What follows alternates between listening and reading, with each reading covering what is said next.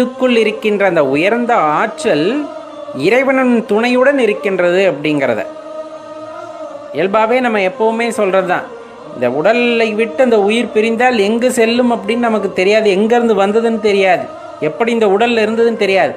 ஆனால் எங்கிருந்து வந்தது அப்படின்னு யோசிக்கும் போது சிவபெருமானிடம் அடைக்கலம் கொண்டிருந்த இந்த உயிரானது இந்த உடலை பெற்றுக்கொண்டு வந்தது. உள்ளேயும் சிவபெருமான் துணையுடனே இருக்கின்றது. இதை விட்டு நீங்கும் போதும் கூட மீண்டும் அந்த சிவபெருமான் துணையை நாடியே அதை செல்லும். எல்லா இடத்துலையும் சிவபெருமான் வந்துட்டு அந்த உயிருக்கு ஒரு தலைவனாக ஒரு துணையாக இருந்து வழி நடத்துகிறார் அப்படின்னா அதில் எந்த மாற்று கருத்துமே கிடையாது. அதில் நல்லவருங்க கெட்டவங்க, மனுஷன் குரங்கு நாய் பூனை எலி எந்த வேறுபாடும் கிடையாது. உயிரை பொறுத்தளவு இந்த எந்த வேறுபாடும் கிடையாது. இறைவனை பொறுத்தவரையில் எல்லாமே குழந்தைகள் தான். அதில் மனிதன் என்ன உயர்வானவனா அப்படின்னு கேட்டால் மனிதனுக்கு ஒரு வாய்ப்பு கொடுக்கப்படுகின்றது.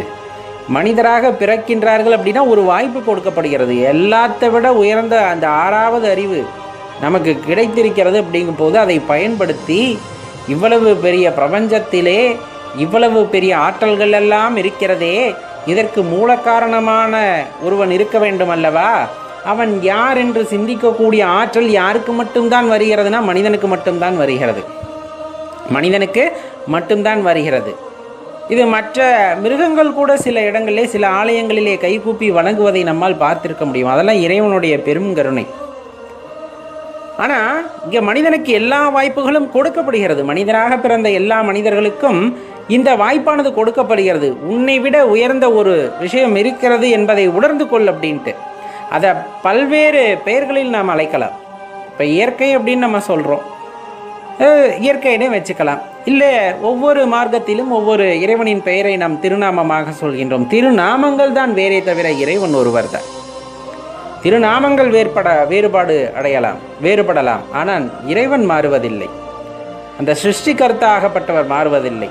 அந்த ஓர் இறைவனை நோக்கி நம்முடைய சிந்தையெல்லாம் அங்கே மூழ்கி இருக்கிறது அப்படிங்கும் போது அதை பற்றி சிந்திக்க ஆரம்பிக்கும் போது அதனிடையே இருக்கின்ற பல உண்மைகளை நாம் உணர்ந்து கொள்ள வேண்டும் என்று எண்ணும் பொழுது இந்த உயிருக்கு உற்ற துணையாக இருக்கின்ற சிவபெருமான் அதற்கு வழிகாட்டுகின்றார்.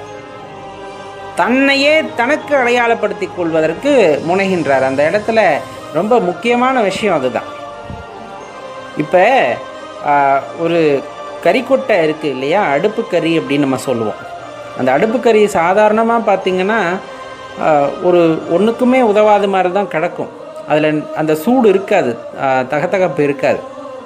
ஆனால் அது அந்த துணையாக இருக்கின்ற சிவத்தை போல அந்த நெருப்பிடம் செல்லும் பொழுது, இப்போ உயிர் சிவத்தோடு துணையோடு தான் இருக்கிறது, இருந்தாலும் அதுடன் இணக்கம் காட்டாமல் அப்படியே கொஞ்சம் இன்னும் உணர்ந்துக்காமல் தள்ளியே இருக்குதுங்கும் போது இந்த உடலில் நீடித்திருக்கிறது, இல்லை என்றெல்லாம் சொல்லவில்லை. ஆனால் ரொம்ப தெளிவாக தெரிந்து கொள்ள வேண்டிய விஷயம், உள்ளிருக்கின்ற அந்த இறைவனை அது நோக்கும் பொழுது அதனுடன் கலக்க முற்படும் பொழுது என்ன ஆகுனா, இந்த அடுப்பு கரியானது நெருப்பிலே போய் அடைவது போல அதை அடையும் போது இந்த அடுப்பு கரியானது அதுவும் நெருப்பாக மாறும். அடுப்பு கரியானது அதுவும் நெருப்பாக மாறும் அல்லவா? அதை நீங்கள் போட்டுட்டு ஊதிக்கிட்டே இருக்கிறீங்க, திரும்ப அதை ஊதுறீங்க அப்படிங்கும் போது அதுவே நெருப்பாக மாறிடும்.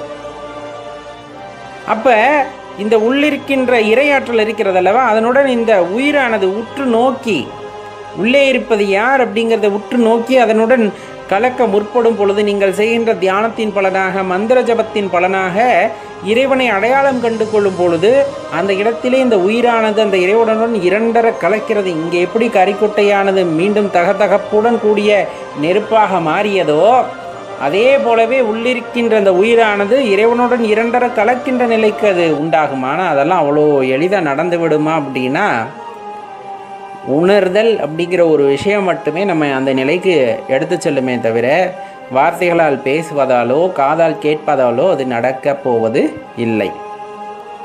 யார் ஒருவர் உண்மையாகவே அன்பின் ரூபமாக மாறுகிறாரோ அப்போ உள்ளத்தில் குடிகொண்டிருக்கின்ற அந்த இறைவனை தரிசிக்க முடியும். இல்லைன்னா